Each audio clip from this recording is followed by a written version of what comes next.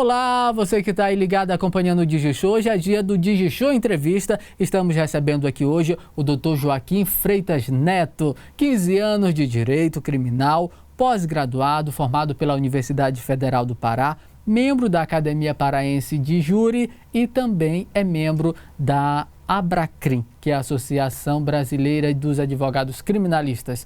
Extenso o seu currículo, né, doutor? Isso, é um fruto de muito trabalho, muita dedicação, que é exigência mínima, né, para qualquer profissão, para qualquer trabalho. E doutor Joaquim, e o direito, né, é uma área que você estuda diariamente, não é verdade? É uma área que você nunca para de estudar, inclusive diariamente tem que levar para casa os processos para poder estudar, enfim, tudo isso. Isso, e o direito brasileiro ele vai se aproximando de uma tendência consuetudinária. O que eu estou querendo dizer com isso? Uma dependência muito forte dos precedentes e da jurisprudência. Então, é importante que o profissional busque conhecer não só as leis vigentes do país, mas também o posicionamento dos tribunais, precedentes, jurisprudência. E doutor, não é à toa que exercer o direito hoje é um sacerdócio, não é verdade? Sem dúvida nenhuma. Inclusive, eu digo que o direito é uma namorada ciumenta que muitas vezes não aceita nem te dividir com a tua própria família. Exige de você muito sacrifício, exige finais de semana em que você precisa se dar ao isolamento para que você possa se dedicar a uma defesa criminal, no caso. E você atua dentro da área militar, né, doutor? Para a Constituição hoje, o que seria um militar? É necessário, quando vai se estudar os crimes militares, que se entenda quem são os militares de acordo com o ordenamento jurídico brasileiro. Militares, poderíamos dividir em duas classes. São os militares membros das Forças Armadas, portanto, Marinha, Exército e Aeronáutica, e militares das Polícias Militares e Corpo de Bombeiros Militares dos Estados e do Distrito Federal. E sobre os crimes dolosos, doutor? O que podemos falar a respeito disso, contra a vida, né, que são cometidos pelos militares? Bom, primeiramente é importante esclarecer quais são os crimes dolosos contra a vida. Crimes dolosos contra a vida são aqueles crimes, para quem nem todos são profissionais do direito, crimes dolosos contra a vida são aqueles crimes intencionais que atentam contra a vida. É o homicídio doloso, na sua forma consumada ou tentada, induzimento, instigação, auxílio ao suicídio, o infanticídio e aborto. Esses são os crimes dolosos contra a vida cuja competência para julgamento é prevista constitucionalmente, né? É o tribunal do júri que é competente para julgar. Então, por exemplo, a regra qual é? Militares que cometem crimes dolosos contra a vida de civis vão responder perante o tribunal do júri. Agora, um detalhe deve ser frisado. Sabemos, por exemplo, que as Forças Armadas, Marinha, Exército e Aeronáutica, eles atuam junto à segurança pública de uma forma excepcional, né? E essa atuação, por ser excepcional, precisa de autorização do Exército. Exemplo, o Rio de Janeiro, né? Ano passado nós tivemos uma intervenção federal e vimos uma atuação ostensiva do Exército nas ruas. Nesse caso, como ele atua auxiliando o contingente militar dentro da seara da segurança pública, nesses casos em que um membro das Forças Armadas que esteja em ação, em combate, venha atingir, por exemplo, um civil, aí nesse caso, esse membro das Forças Armadas vai responder perante a Justiça Militar da União. Agora, se é um policial militar, um bombeiro militar, que tira a vida de um civil, ele vai responder, ainda que esteja em ação, por exemplo, cumprindo um mandado de prisão, ele vai responder perante o tribunal do júri, responder, portanto, perante a Justiça Estadual.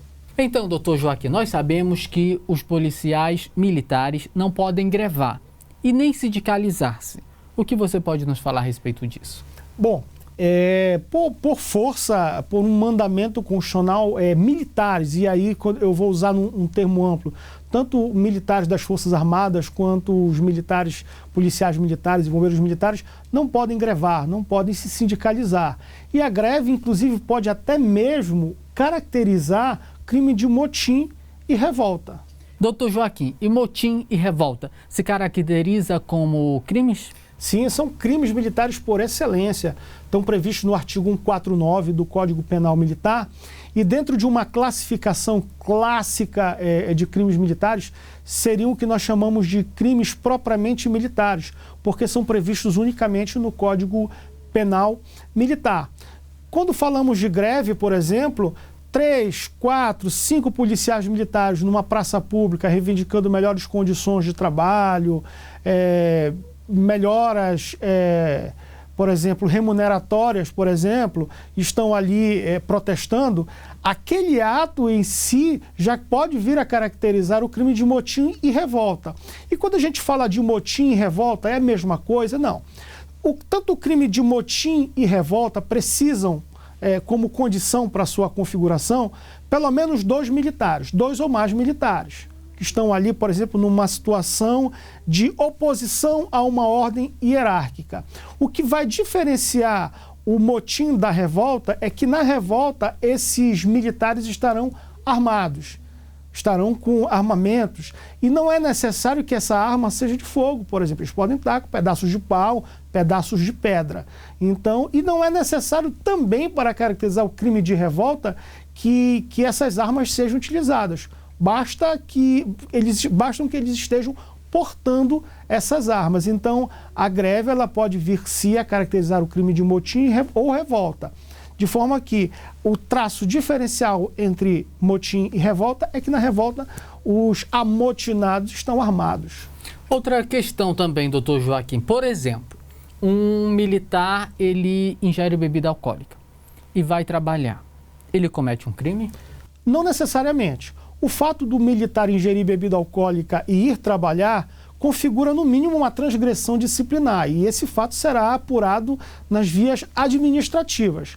Agora, para que configure crime, é necessário que, ao ingerir bebida alcoólica, ele se embriague. Aí sim ficará caracterizado o crime de embriaguez em serviço. Então, doutor Joaquim, muito obrigado. E eu gostaria que você deixasse uma mensagem para todas as pessoas que estão em casa nesse momento, nos acompanhando através da televisão, né? E principalmente para os militares, que às vezes colocam a sua vida à disposição da sociedade.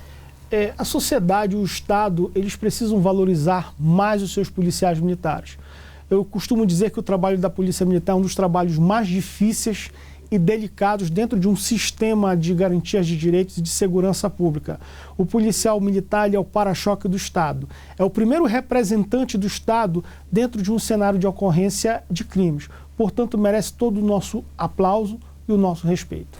Muito obrigado, doutor Joaquim. Eu gostaria que você levasse o nosso abraço e o nosso carinho a todos os nossos amigos lá do Freitas Neto e Cascais, aqui de Belém e lá de Altamira também, aquela cidade linda e maravilhosa que você está sempre lá. E para você que está em casa nos acompanhando e tem qualquer dúvida, pode entrar em contato agora mesmo, porque a nossa equipe vai responder para você. Anota o WhatsApp aí, olha, é o 98551 6070, 98551 6070. Pode ligar, pode mandar a sua pergunta agora mesmo, que o doutor ainda vai continuar com a gente, né, doutor Joaquim, para esclarecer todas as dúvidas que você tiver. Muito obrigado.